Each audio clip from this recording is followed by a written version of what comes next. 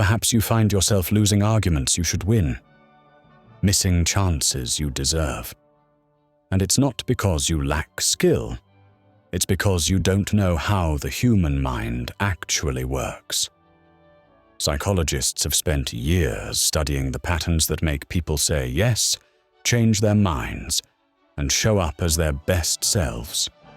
These aren't manipulation tactics. They're insights from real research that you can use ethically, starting today. You'll walk away with 7 handy tricks that shift conversations, relationships, and your own inner world. Simple moves, real results. Sound like fun? Let's get into it. Trick number 1. Start with a small yes. Here's what most people get wrong. They ask for everything up front. The big favor, the major commitment, and they wonder why doors keep slamming. Smart persuasion works differently. You begin with something tiny, so small it feels effortless. Sign this petition. Try this once. Help me with this small thing. That first yes opens a psychological door. Once someone agrees, they start seeing themselves as the kind of person who says yes to you. They've created a mini-identity, and humans hate inconsistency. So when you return with a bigger request later, they're far more likely to agree just to stay aligned with how they've already acted. Researchers tested this with homeowners. One group was asked to put a huge, ugly lawn sign in their yard. Most refused. Another group was asked first to display a small window sticker. Weeks later, when researchers came back asking for that same giant sign, this group said yes 3 times more often. The small commitment primed them. Do this. Next time you need something, break it into 2 asks. Lead with the easy one. Let that yes settle in. Then make your real request later. The trick isn't about manipulating people.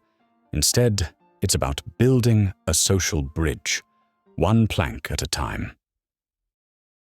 Trick number 2. Use positive identity labels. Words shape us more than we admit. When you call someone dependable, helpful, or calm, you're not just describing them. You're giving them a role to grow into. People shift their behavior to match the labels they're given, especially when those labels feel good. The ego of I loves to attach itself to labels, roles, and identities. Classic studies showed this in extreme form.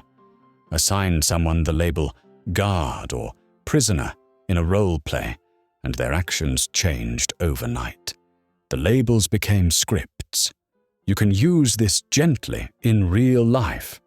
Tell a coworker, you handled that pressure really well. You're steady under stress. You've just handed them an identity. Next time stress hits, they'll remember that label and try to live up to it. It's not manipulation if it's true. You're highlighting real strengths and making them easier to access. Pair your label with specific evidence.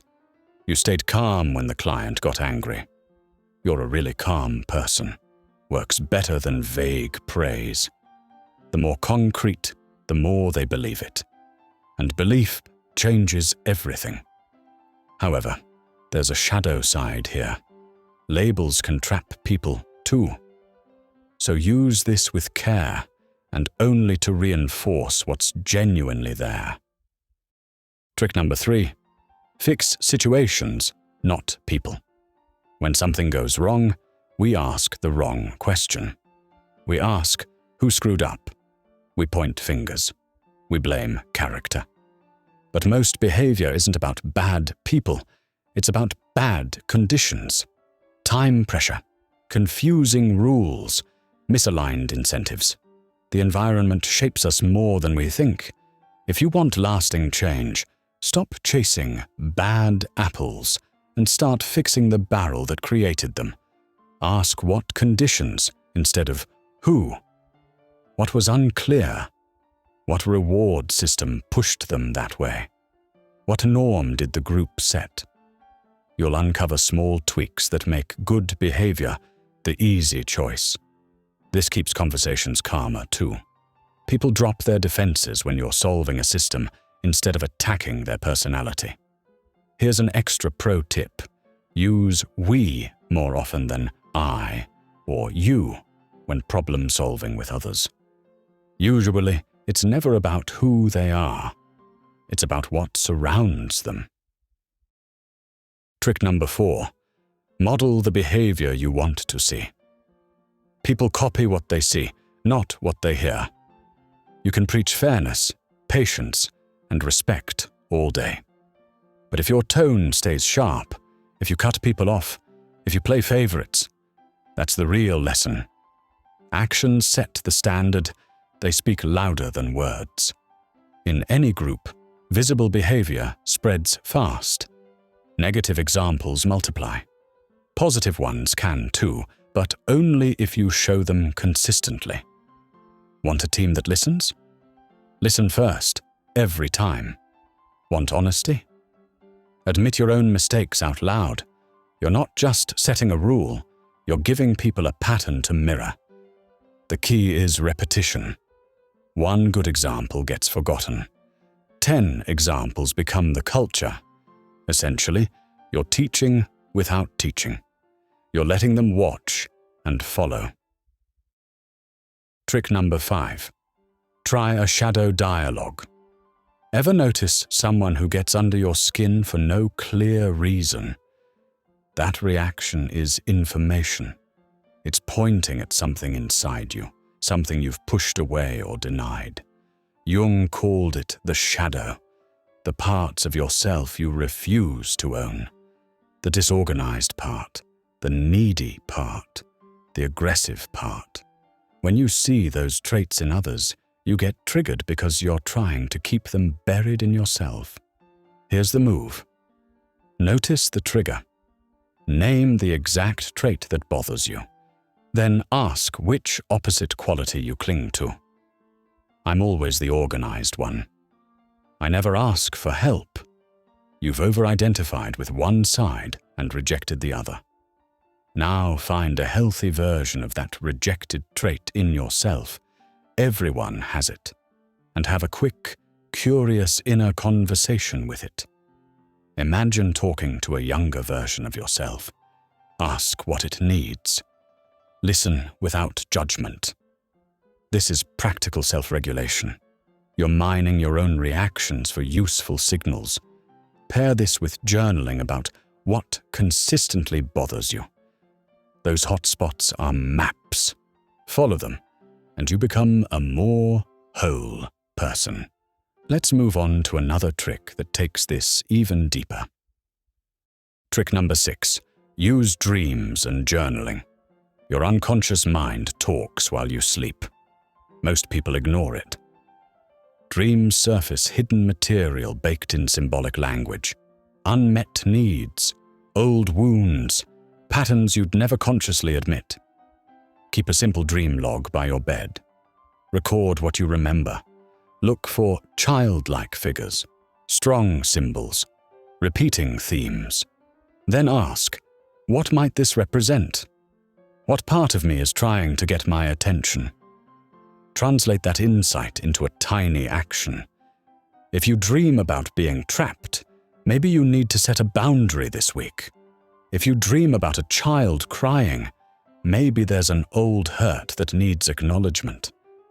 Take one small step. Have one real conversation. Try one new practice.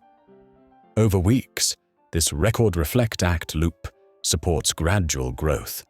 Jung called it individuation. The unconscious and conscious learning to work together instead of fighting. That's a psychological gift. You're treating your own mind as a reliable source of data. Do this. Tonight, put a notebook next to your bed. Tomorrow morning, write down whatever you remember. Just one dream. See what it tells you. Trick number 7. Spot love bombing and status games. Some people aren't playing fair. and you need to recognize the game they play before it traps you. Watch for status pursuit signals. They steer every conversation toward arenas where they look superior. They swing between self-promotion and subtle put-downs, keeping you off balance.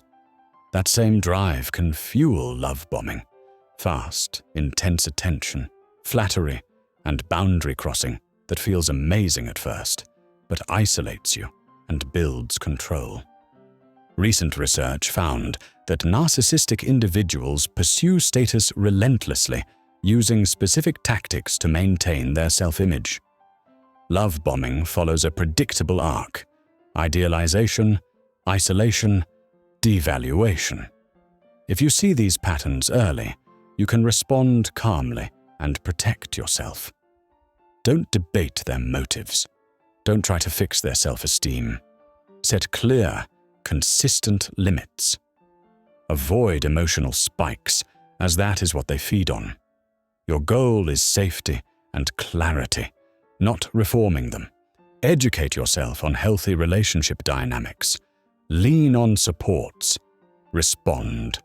Don't react.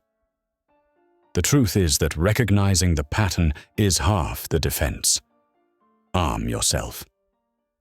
These 7 psychological tricks aren't magic. They're maps. Start with a small yes. Label people toward their best self. Fix the system, not the person.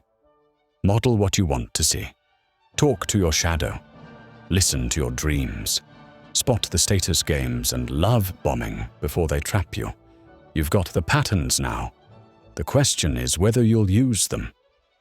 Not to control others, but to move through the world with more skill, more clarity, and more kindness to yourself and the people around you. You get to choose who you become next. Choose wisely. Thank you for joining me on this exploration into these 7 practical psychology tricks. If this resonated, please share your reflections in the comments below and subscribe for more journeys into the depths of practical psychology, philosophy, and personal development. Until next time.